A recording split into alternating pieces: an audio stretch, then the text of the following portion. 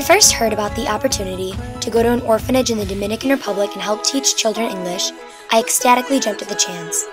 After all, I love children, speaking Spanish, and meeting new people. What more could I possibly ask for? What I didn't realize, however, is how much more complex this trip would come to mean to me. The now laughable line, "We may or may not be experiencing a power outage," was not what I expected to hear first thing upon arrival in Haibon. Then again, most of this trip turned out to be different than what I had expected. One of the biggest surprises was the level of community that formed between the members of our group.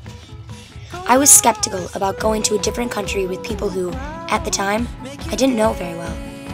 I mean, honestly, after only 1 week together, would I really be saying to my classmates, "Hey, I just met you, and this is crazy, but here's my number, so call me maybe." To my pleasant surprise, however, I cannot think of another instance in my life where I have met so many amazing friends in such a short amount of time. One shout-out per day was simply not enough to acknowledge the amazing talent of everyone involved in this trip. Along with these newfound friendships also came new perspectives on life. These perspectives didn't come, however, in the form that I had expected. As naive as this may have been, I was hoping that this trip would bring a sudden epiphany as to what my purpose in life would be. Upon returning to Madison, however, I had no such moment. There was no light bulb that went off, or life-changing realization that had been made. I wasn't even sure if I'd changed at all after this trip. I listened to some of my teammates talk excitedly about how this trip had changed them completely. Yet as much as I wanted to, I couldn't relate. I kept wondering if I had missed something.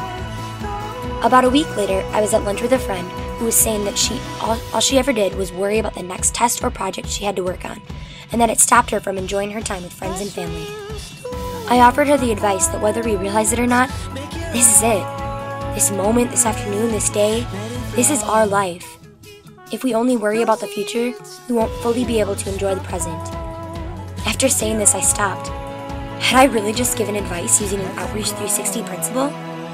And just like that, a light bulb finally did go off. True changes within a person don't always come all at once. Some of the most lasting impacts occur slowly and in small increments. Although I didn't see it right away, this trip and the lessons it taught had actually stuck with me. They'll need time to become fully ingrained, but they're there and they're meaningful. It would be hard to pinpoint a single principle out of the 10 that stood out as the most powerful. Each of them, which honestly had started out as seemingly cheesy and obvious, became something very real and meaningful to me at some point or another during the trip. I can honestly look back on our trip in the DR and find a moment for every one of the O360 principles in which they helped guide me in some form or another. And now that I'm back to my everyday life, I realize that they still apply.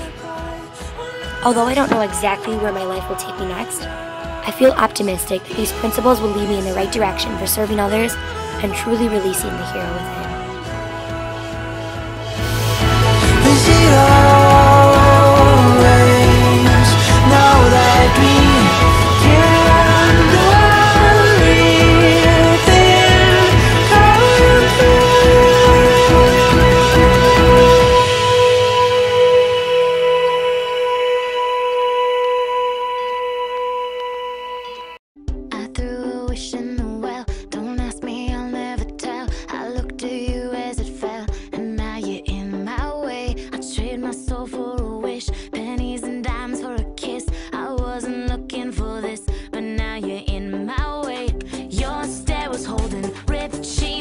Showing